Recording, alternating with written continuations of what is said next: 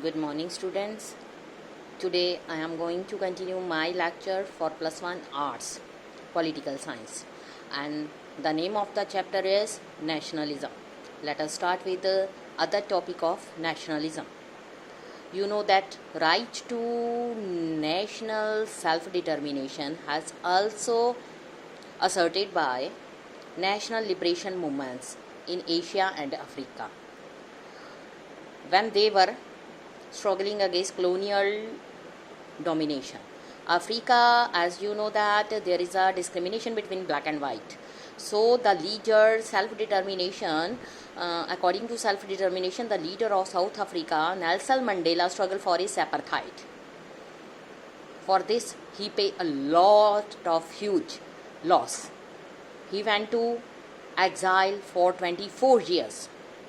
Nationalist movements जो होती हैं maintain that political independence would provide dignity, recognition to the colonial people and also help them to protect the collective interest of their people. National liberation movement जो थी were inspired by the goal of bringing justice and rights and prosperity to the nation. Here also it proved almost impossible to ensure that each culture group, some of whom claimed to be distinct nations, could achieve political independence, statehood. As a result, migration of population, border wars and violence have continued to plague many countries in the region. Thus, we have the paradoxical situation of nation-state, which themselves had achieved independence through struggles, now acting against minority within their own territories who claim the right to national self-determination. क्या बताया गया है कि बेटा इसमें कुछ ऐसी countries हैं जैसे एशिया, अफ्रीका में कुछ कंट्रीज़ ऐसी थी जो ब्रिटिश कॉलोनाइजेशन के अंडर थी. इनकी अपनी मिनॉरिटी थी, लेकिन ये अपनी कल्चर को बनाना चाहते थे. इनकी लैंग्वेज अलग थी. मेजॉरिटी के लोगों द्वारा इनको दबाया जा रहा था, प्रेशराइज्ड किया जा रहा था. तो जिसके कारण इन कंट्रीज़ ने कुछ नेशनलिस्ट मूवमेंट स्टार्ट करी, अपनी इंडिपेंडेंस के लिए स्ट्रगल स्टार्ट कर दी. The main name in South Africa is Nelson Mandela.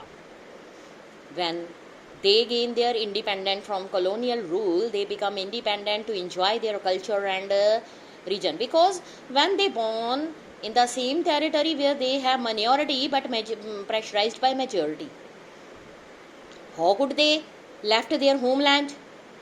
They want their special identity and recognition for their own country. So, right to national self-determination is the main aim for their people. Virtually every state in the world today faces the dilemma of how to deal with the movements for self-determination, and this has raised questions about the right to national self-determination.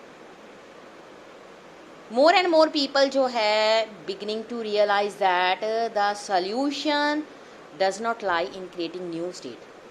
अगर चाहे नई state बन भी जाएंगी तो इसका कोई solution नहीं होगा, क्योंकि गवर्नमेंट जो है वही रहेगी मेजॉरिटी लोगों की.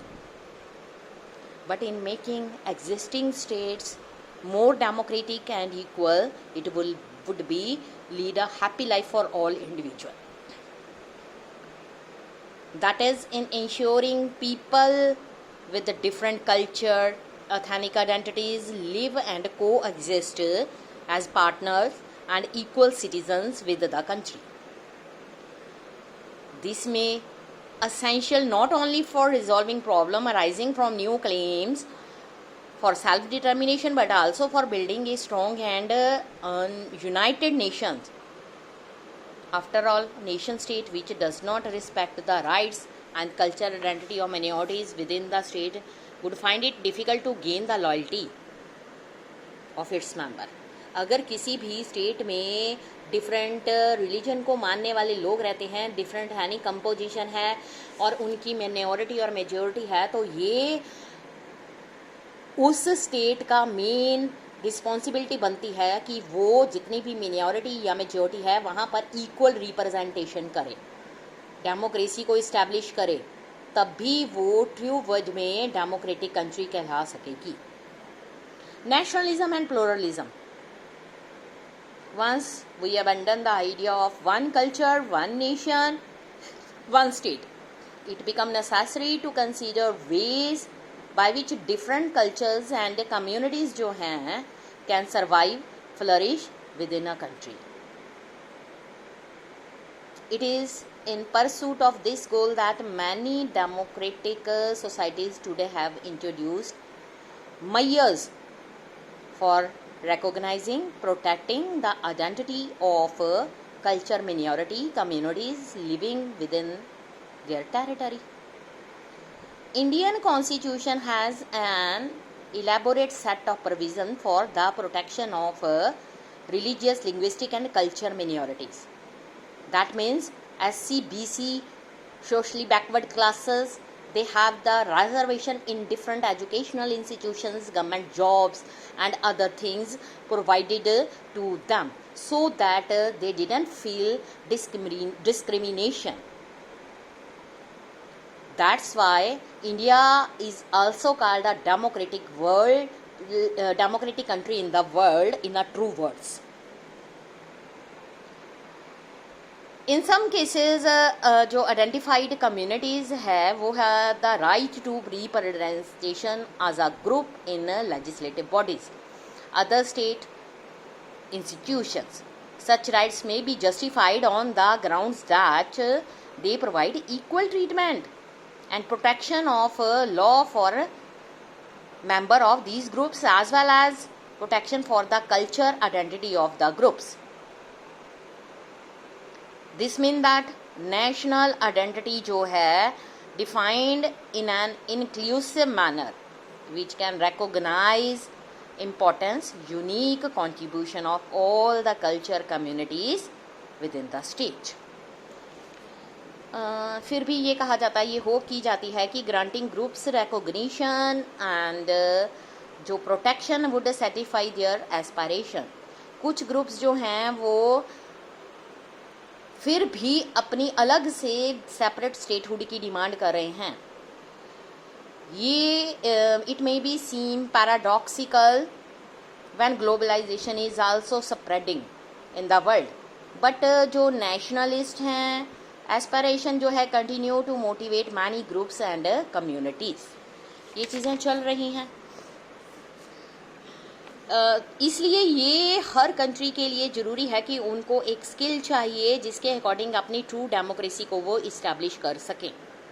अगर हम नेशनलिज्म के चैप्टर को अब समअप करें तो right to national self determination जो है often understood to include the right to independent statehood for nationalities, but not only it be impossible to grant independent statehood to every group that sees itself as a distinct culture group or nation. It would probably also be undesirable. It might lead to the formation of number of states too small to be economically and politically viable and could multiply the problem of minority. The right has now been reinterpreted to mean granting certain democratic rights for a nationality within a state. जब हमारी country को independence मिली थी तो main हमारे यहाँ पर था कि हम बाउंड्रीज कैसे रिकॉग्नाइज करें, कैसे मेजरमेंट करें, कैसे स्टेट्स बनाएं. क्योंकि जब हमारे यहाँ पर ब्रिटिशर्स थे तो यहाँ पर कुछ प्रिंसली स्टेट मिली हुई थी, लेकिन जब वो हमारी कंट्री को छोड़कर चले गए तो यहाँ पर लैंग्वेज के आधार पर बहुत सारे स्टेट ने अपने लिए सेपरेट स्टेट की डिमांड करनी शुरू कर दी, तो उनके लिए सेपरेट स्टेट्स को भी बनाया गया. अब हमारे यहाँ पर एक मेन डिफ़िकल्टी ये आई कि जो स्टेट मेजॉरिटी और मिनॉरिटी के लोगों को संभाल कर रखे हुए है उनको सेपरेट स्टेटहुड नहीं प्रोवाइड की जा सकती, क्योंकि उनकी जो अमाउंट है, वो नंबर है, वो बहुत लिमिटेड हैं। तो इतने थोड़े लोगों के लिए एक सेपरेट से स्टेट का बनाना बहुत मुश्किल है। तो इसके लिए हमारे कॉन्स्टिट्यूशन में ये प्रोविज़न प्रोवाइड करी गई है कि जो मेजॉरिटी को राइट्स मिले हुए हैं, सेम राइट्स मिनॉरिटी को मिलने चाहिए। India is a democratic country. Democracy के अकॉर्डिंग जो स्टेट बनाई गई है, वहाँ पर जितनी भी लैंग्वेज बोलने वाले हैं, सबको इक्वल राइट्स प्रोवाइड करने चाहिए, और ये हो भी रहा है। सबको इक्वल अपॉर्चुनिटी प्रोवाइड की गई है। इवन जो मिनॉरिटीज़ को मानने वाले हैं, उनके लिए कॉन्स्टिट्यूशन में सेपरेट प्रोविजंस प्रोवाइड की गई हैं रिजर्वेशन की। इससे होता है कि इनके साथ किसी तरह की कोई डिस्क्रिमिनेशन हो ना सके। और इंडिया वर्ल्ड में एक सिंपल एक ऐसी ही कंट्री है जिसने अलग अलग रिलीजन्स को एक यूनिटी में बांध कर रखा है। Because India is known as, India में ये कहा जाता है यूनिटी इन डाइवर्सिटी। यहाँ पर अलग अलग लैंग्वेज को बोलने वाले, रिलीजन को मानने वाले, अलग अलग कल्चर को मानने वाले बहुत सारे लोग मिलकर एक साथ रहते हैं। मेन उनका नाम होता है Indians. They are the citizens of the country. जब हम अपने इस